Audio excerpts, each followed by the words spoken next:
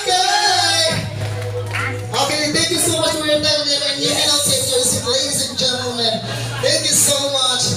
And this is the grand entrance of our very beautiful celebrant, Ma'am Marlene. Okay, she's celebrating her 65th birthday. Okay, hello Ma'am Marlene, how are you tonight?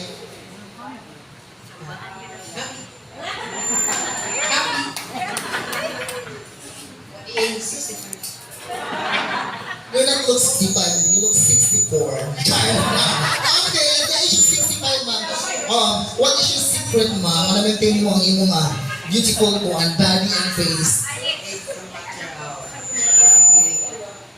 Peace in my mind, love in my heart, and spreading the spirit,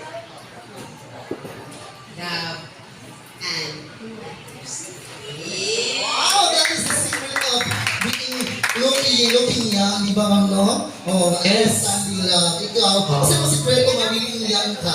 Akong sekreto, katulad mga herbal. Wow, okay. Okay, si Ma'am Marlene, at the age of 65 man is, kasi mong, before ka nag-kuhan, kasi mong work before, kasi mong work for.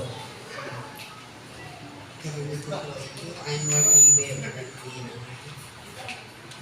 Yes, okay, di. Napalak pa ka naman everyone.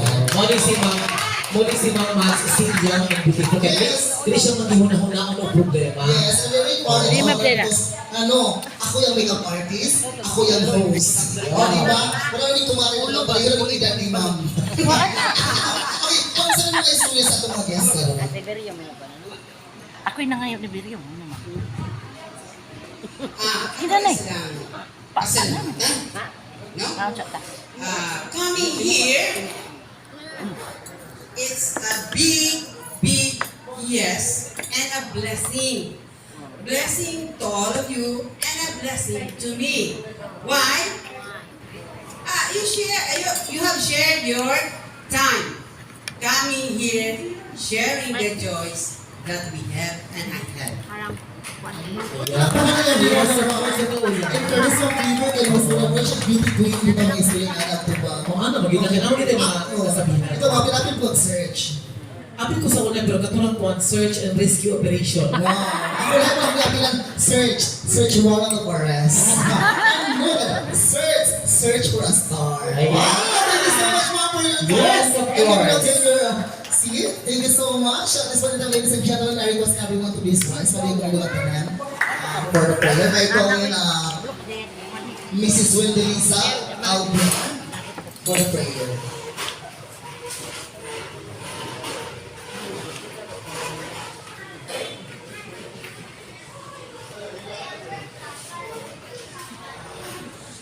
Let us pray for those who are Catholics. Please do the sign of the cross in the name of the Father and the Son and the Holy Spirit. Amen.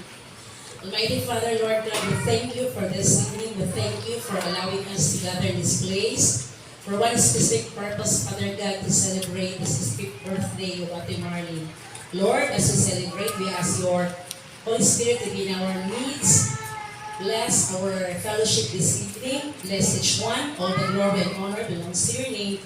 Amen and amen. In the name of the Father and the Son and the Holy Spirit. Amen. Okay, that's it, ladies and gentlemen. Thank you so much. So at this point in time, ladies and gentlemen, that is the first part of the program. And let's continue with our program. Okay, let's start with our program. I call in her loving husband, Mr. Alberto Rillo, for a message. Message to